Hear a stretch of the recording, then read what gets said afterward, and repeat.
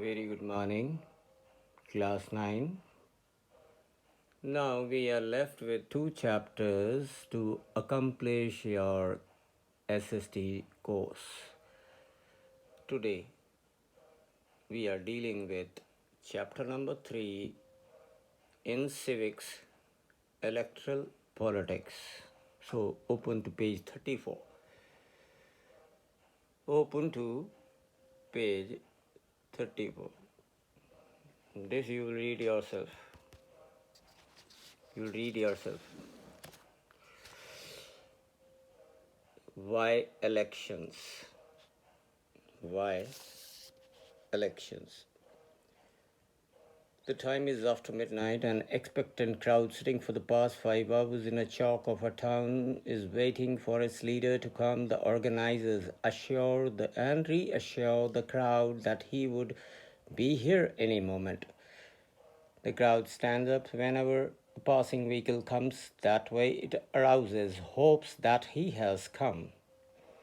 The leader is Mr. Devi Lal, chief of the Haryana Sangharsh Samiti, who was to address a meeting in Karnal on Thursday night.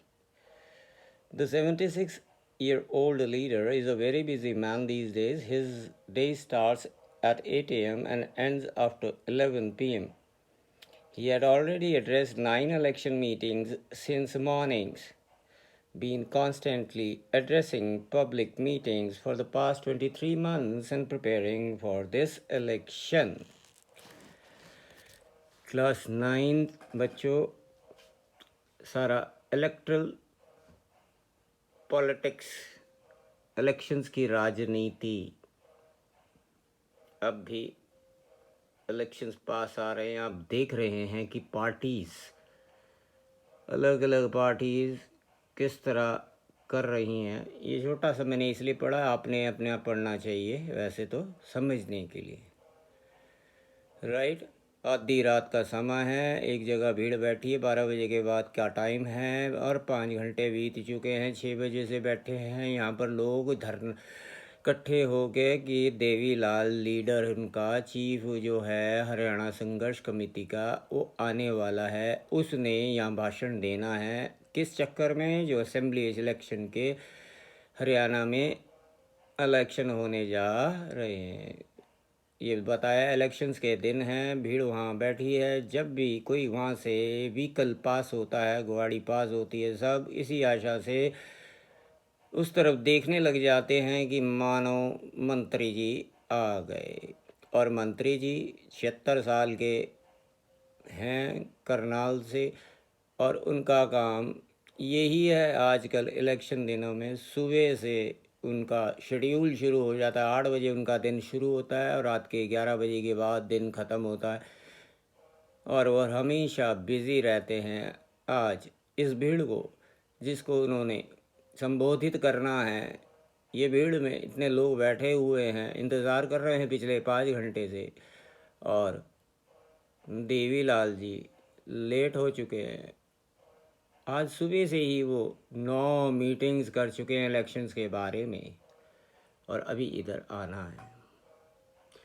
The newspaper report is about state assembly election in Haryana in 1987. ये 1987 की बात है जब election थे हरियाणा में. The state had been ruled by the Congress party led government since 1982. अब पिछले 5 साल का जो इलेक्शंस के दौरान जो जीती कांग्रेस पार्टी, उसने अपनी सरकार बनाई थी और स्टेट को रूल कर रही थी. हर 5 साल के बाद इलेक्शन होते हैं, इलेक्ट्रल पॉलिटिक्स बनती है. और देवीलाल चौधरी जी जो थे उस समय अपोजिशन में थे. उन्होंने अपोजिशन मतलब कांग्रेसी नहीं थे. उन्होंने न्याय युद्ध मतलब जस्टिस के लिए स्ट्रगल करना शुरू किया. उन्होंने ऑपोजिशन में एक नई पार्टी बनाई, लोक दल. इस पार्टी को ज्वाइन करने के लिए और भी ऑपोजिशन पार्टी के आकर मिल गए और इन इलेक्शनों में कांग्रेस पार्टी के विरुद्ध खड़े हो गए. और ये था इलेक्शन कैंपेन 1987 का. देवीलाल और उसकी पार्टी ने इलेक्शन जीता भी. जो सरकार थी उन्होंने छोटे छोटे बिजनेसमैनों को और फार्मर्स को लोन्स भी दिए, प्रॉमिस किया कि वादे किए कि एक्शन ज़रूर होगा, सरकार जल्दी एक्शन लेगी, क्योंकि जीत गई, पार्टी जीत गई, सरकार बन गई, देवीलाल जी आ गए पावर में। उस समय जितने थे वादे कर दिए, ये भी कर देंगे, वो भी कर देंगे, छोटे किसानों को सब्सिडी देंगे, लोन देंगे, छोटे बिजनेसमैनों को प्रिंसिपल देंगे, अमाउंट देंगे, पैसा देंगे थोड़े से इंटरेस्ट पर, और ये बातें प्रॉमिस कर दी। लोग बड़े नाखुश थे। ये हमने समय देखा है बेटा, बच्चों, ये टाइम हमने भी देखा है। लोग बड़े नाखुश थे उस सरकार से। और बेटा आप मुझे ये बता दो जरा बच्चों, क्या आप खुश हो सरकार से? अब मैं तो समझा रहा हूँ तुमको 1987 की बात, जिसको हमने देखा है। सरकार तब भी बनी और सरकार तब भी रूल करती थी, पर लोग तब भी खुश नहीं थे, उनकी डिमांड्स पूरी नहीं होती थी, कोई एक्शन नहीं लिया जाता था सरकार द्वारा, बस प्रॉमिसेस कर दी जाती थी जब इलेक्शन होने हैं, और जब इलेक्शन जीत गए, पार्टी बन गई, सरकार आ गई, बस तुम कौन और हम कौन। ठीक है, एक कहावत है, समय पर गधे को भी बाप बनाना पड़ता है। टाइम आने पर एक गधा जो है उसको भी अपना बाप बनाना पड़ता है, काम निकालना पड़ता है। तो लो जी, देवीलाल जी ने प्रॉमिस बड़े किए, वोट भी बड़ा ओवरवेलमिंग था, ग्रेट था लोक दल के फेवर में, और लोक दल के जो साथी लोग थे, एलीज पार्टी थी, 90 में से 76 सीटें स्टेट असेंबली की जीत ली, और अकेले कल्ले लोक दल को 60 सीटें मिली, और ये एक बहुत बड़ी मेजॉरिटी थी असेंबली की। उस समय बेटा लोक दल आगे 60 सीटों से, 60 members were victorious in the elections from the place where they were nominated। 60 बंदे जो जिस जिस जगह से खड़े हुए थे वो जीते, और कांग्रेस को सिर्फ 5 सीटें मिली। कांग्रेस की मुंह तोड़ हार हुई। एक इलेक्शन रिजल्ट्स जब अनाउंस किए गए तो चीफ मिनिस्टर ने रिज़ाइन दे दिया। शर्म आती है बेटा? वहाँ के मुख्यमंत्री को शर्म नहीं लगेगी? इतना कुछ किया, इतना पैसा बहाए, इतने झूठे वादे किए, बहुत झूठे वादे किए, कुछ भी नहीं हुआ, और रिज़ल्ट जब आया इलेक्शन का तो चीफ मिनिस्टर की नाक कट गई। जो भी था उसकी नाक कटी, उसने उसी समय इस्तीफ़ा लिख दिया। और अब जो नए मेंबर्स इलेक्ट हुए लेजिस्लेटिव असेंबली के, अब याद करो, लेजिस्लेटिव असेंबली के जितने भी मेंबर्स थे, इनको कहते हैं MLA, members of legislative assembly, लोक दल के। देवीलाल ने उनको अपने लीडर चुना, सौंप चुकवाई, गवर्नर इनवाइट किया गया, ठीक है, और नया चीफ मिनिस्टर भी बनाया गया। 3 दिन के बाद इलेक्शन रिजल्ट पूरे डिक्लेयर हो गए, और नया चीफ मिनिस्टर जब ये बन गया तो उसकी सरकार ने एक ऑर्डर वेव करते हुए कहा कि चलो स्मॉल फार्मर्स को लोन, एग्रीकल्चर लेबरर्स को लोन, और छोटे बिजनेसमैन को लोन, सबको दिया जाएगा। उसकी पार्टी ने स्टेट को 4 साल रूल किया। मैंने आपको बताया हर 5 साल के बाद इलेक्शन होते। उसकी पार्टी ने स्टेट को 4 साल रूल किया। अगले इलेक्शन आए 1991 में, लेकिन इस बार पार्टी विन नहीं कर सकी। पॉपुलर सपोर्ट, लोकप्रिय सपोर्ट और जनता का, लोगों का सपोर्ट नहीं विन कर सकी। बेटा अगर आप वादे करो, अपने लिए ले लो, मेरे लिए ले लो, आप किसी से वादा करो और वादे को पूरा ना करो, ठीक है। हमने तो वोट डाल दिए, जैसा कहा था देवीलाल को, दुनिया ने तो डाल दिए, राइट, हरियाणा की सारी दुनिया ने डाले। लेकिन जब तुम बन गए, सीट पर बन गए, गवर्नमेंट रूल करने लगे, उस समय तुम फिर इसने बोला कि लेबरर्स को दिया जाएगा, बिजनेसमैन को दिया जाएगा, जो छोटे अदारे हैं, छोटे स्केल पे काम कर रहे हैं, राइट। पर ऐसा होता नहीं है। The Congress one the election and form the government. Natural था, 4 साल उसने अच्छे से रूल किया, खूब पैसा बनाया, खूब जेबें भरी, खूब लोगों को यातनाएं दी, खूब लोगों के से बदले भी लिए। हाँ, पिछले जो बदले थे वो भी लिए। कहना किसी का नहीं माना, अपने मन की करी। और ठीक है, तो आने वाले टाइम में जब 91 में फिर से इलेक्शन हुए तो सरकार दूसरी जीत गई, गवर्नमेंट जीत गई। अब लोकदल को किसी ने नहीं पूछा। तो बेटा समझ लगा, आपको समझ लगा ना कि वादे बूदे नहीं करने चाहिए। वादे किए तो अब जनता परेशान हो गई। ठीक है, किसी ने भी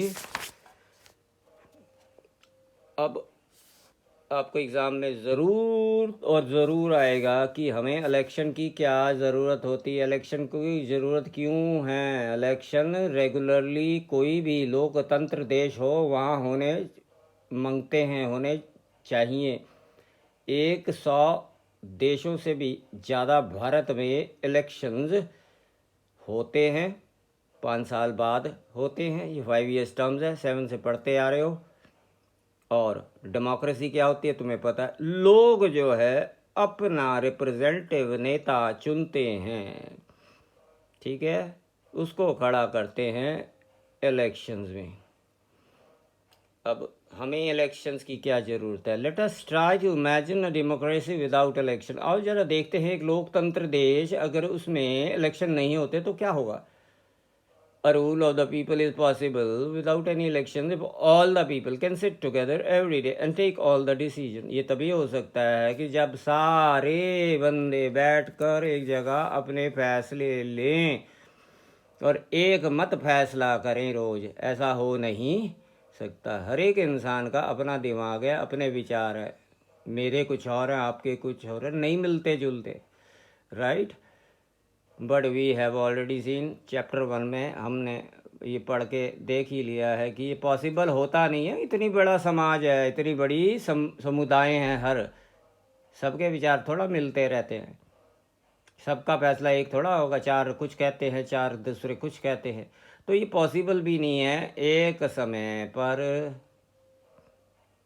डिसीजन सारे मामलों के लेने एक साथ बैठ के। है पॉसिबल, इसलिए आपको इलेक्शन की ज़रूरत पड़ती है। It is not possible for everyone to have the time and knowledge to take decisions on all matters. Therefore, in most democracies, people rule through their representatives. इसलिए बहुत सारे स्टेट्स में, बहुत सारे देशों में जहाँ डेमोक्रेसी एग्जिस्ट करती है, ये लोकतंत्र सरकार। डेमोक्रेसी क्या होता है। लोकतंत्र सरकार, लोगों की सरकार, लोगों द्वारा बनाई गई सरकार, लोगों के लिए सरकार, तब चलता है लोकतंत्र, राइट। अब आप खुद देख लीजिए, आप भी लोकतंत्र देश में रहते हैं, कितनी आपकी डिमांड्स, कितना आपके साथ जस्टिस किया जाता है, आप खुद देख सकते हैं। क्या कोई डेमोक्रेटिक वे है अपने रिप्रेजेंटेटिव्स को सेलेक्ट करने का। और अगर ये तुम्हारे इलेक्शंस ना हो। आओ चलो अब हम एक जगह देखते हैं, सोचते हैं, जहाँ रिप्रेजेंटेड एज अपनी उम्र और तकादे और एक्सपीरियंस, अनुभव के बिहाव पर चुने जाते हैं। या एक जगह जहाँ वो एजुकेशन, कितने पढ़े लिखे हैं, अच्छे, कितना नॉलेज है, उसके बेस पर चुने जाते हैं। कुछ डिफ़िकल्टी आ सकती है इस चीज़ को डिसाइड करते हुए कि कौन ज़्यादा नॉलेजेबल है, कौन ज़्यादा एक्सपीरियंस्ड है, कौन ज़्यादा एजुकेटेड है। लेकिन हम कह सकते हैं, आओ चलो हम कह सकते हैं कि इन मुश्किलात को तो अगर हम इकट्ठे हो तो सॉल्व कर सकते हैं। लोग सॉल्व कर सकते हैं। ये छोटी मोटी डिफ़िकल्टी ज़रूर है कि कौन एक्सपीरियंस बंदा है, कौन एजुकेटेड सबसे अच्छा बंदा है, उन लोगों में से अपना नेता चुने। तो इस प्रकार की जो डेमोक्रेटिक स्टेट होती है वहाँ इलेक्शंस की ज़रूरत नहीं होती। बेटा they do not need elections, ऊपर आपको बताया, और ऊपर ये भी बताया कि इलेक्शन की ज़रूरत क्यों होती है।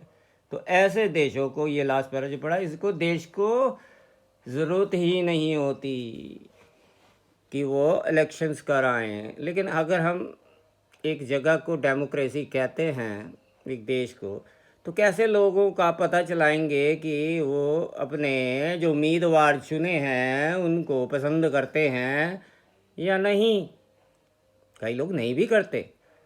हम कैसे इंश्योर करें, कैसे पक्का करें कि ये जो उम्मीदवार रूल कर रहे हैं, अब जो चुनकर जीत गए हैं और रूल कर रहे हैं, गवर्न कर रहे हैं स्टेट को, सरकार को, क्या वो रिप्रेजेंटेड लोगों के भले के लिए, लोगों की इच्छाओं के लिए, लोगों की डिमांडों को पूरा कर रहे हैं या नहीं। कैसे हम पता लगाएंगे, कैसे मेक श्योर करेंगे कि जो जनता है वो, जो बाकी के बच्चे अब रिप्रेजेंटेटिव्स को, अपने उम्मीदवारों को नहीं पसंद करती। तो इस चीज़ के लिए एक मैकेनिज़्म बहुत ज़रूरी लोगों द्वारा बनाया जाना चाहिए, ठीक है, और लोगों द्वारा सही चयन किया जाना चाहिए, चूज़ किया जाना चाहिए। अपने रिप्रेजेंटेटिव को रेगुलर इंटरवल में चेंज करते रहना चाहिए, 5 साल के बाद हर बार बदलते रहना चाहिए, एक न्यू एक्सपीरियंस लेता रहना चाहिए। क्योंकि जब पिछली सरकार ने कुछ नहीं किया, ठीक है, तो दूसरी सरकार को, दूसरी पार्टी को भी चांस देना चाहिए। ये जनता का फ़र्ज़ है, ये आप लोगों का फ़र्ज़ है, मेरा फ़र्ज़ है कि जब इस सरकार ने वादा खिलाफ़ी की, और वादा खिलाफ़ी के बाद अगर हम दोबारा से इनको वोट डालते हैं तो हमसे बड़ा बेवकूफ़ कोई नहीं है। जब हमको पहले ही न्याय नहीं मिला तो अब क्या न्याय मिलेगा, राइट। बहुत लोग लालच में भी वोट डालते हैं, इलेक्शंस के लालच में आ जाते हैं, लस्ट एंड ग्रीड में आ जाते हैं, राइट। अगर वो ऐसा चाहते हों तो ये मैकेनिज़्म ही इलेक्शन होता है। जब लोग या जनता अपना रिप्रेजेंटेटिव, मतलब उम्मीदवार चूज़ करती रेगुलर इंटरवल ऑफ टाइम, 5 साल आपको बताया term, regular interval of time में, और जो बदलाव वो अपनी सरकार में करना चाहते हैं वो करते हैं, इस मैकेनिज़्म को इलेक्शन कहते हैं। लिख लो बेटा, आएगा एग्ज़ाम में, व्हाट इज़ एन इलेक्शन। तो उसको एक इलेक्शन कहते हैं। इसलिए इलेक्शंस का होना बहुत ही ज़रूरी है, और वो भी खासकर आजकल हमारे टाइम में। और एक इलेक्शन में वोटर को ये चॉइसेस ज़रूर करनी चाहिए, क्या they can choose who will make laws for them. पढ़ा लिखा एक्सपीरियंस बंदा वो चूज़ करें जो उनके लिए कानून बनाए, उनके मुताबिक जो ठीक हों। They can choose who will form the government and take major decisions. लोगों को अपना नेता, सरकार बनानी ऐसे चाहिए जो प्रॉपर और बड़े बड़े मुद्दों के फैसले कर सके, दूसरों पे टालता ना रहे और समय ना बिताता रहे। तीसरा पॉइंट हमें ये ध्यान रखना चाहिए कि चूज़ करें पार्टी में से, और कौन से लोग चूज़ करें जिनकी नीतियां अच्छी हों, लॉ मेकिंग प्रोसेस अच्छा हो, और वो सरकार को अच्छे से गाइड करें और चलाएं। सरकार को, गवर्नमेंट को फॉर्म होने के बाद अच्छे से गाइड करें, अच्छे से लॉज फॉर्म करें और उन पर स्टिक करें। सिर्फ इन द बुक्स ये लॉज नहीं होने चाहिए। अक्सर आप देख रहे हैं कि सिर्फ किताबों तक सीमित होते हैं, अखबारों तक सीमित होते हैं, उसको फॉलो कोई नहीं करता। तो बेटा ये था आपका इलेक्ट्रल पॉलिटिक्स।